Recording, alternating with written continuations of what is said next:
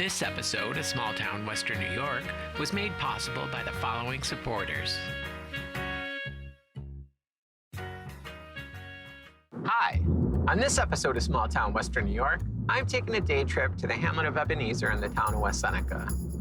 The town was actually settled by a group of 800 German immigrant Lutherans who called themselves the Ebenezers, hence the name.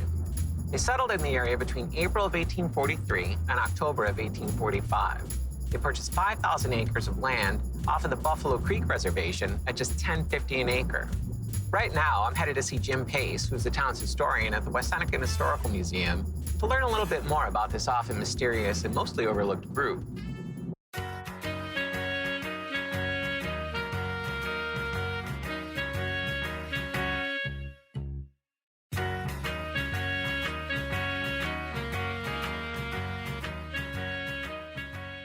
Well, actually, we're standing in an Ebenezer home right now, which is the current West Seneca Historical Society Museum.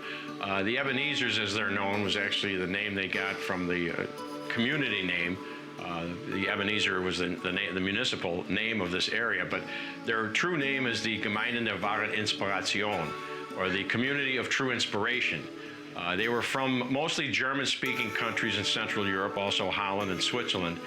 And they were primarily a Lutheran religious sect that wanted to go back to more of the church founding fathers' way of worship. Their idea was to be in the world but not part of the world. So everything they did was self-contained, to the extent that at this time they became communalists. All their property was owned in common. The only thing they owned personally were their own clothing and their household items. Otherwise, everything was in common.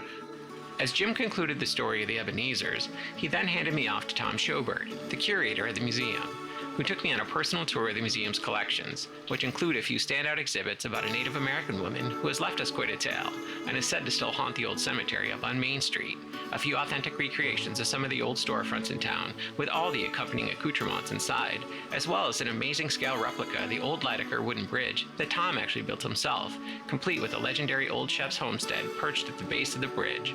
But I'm going to reserve Old Shep for his own future episode.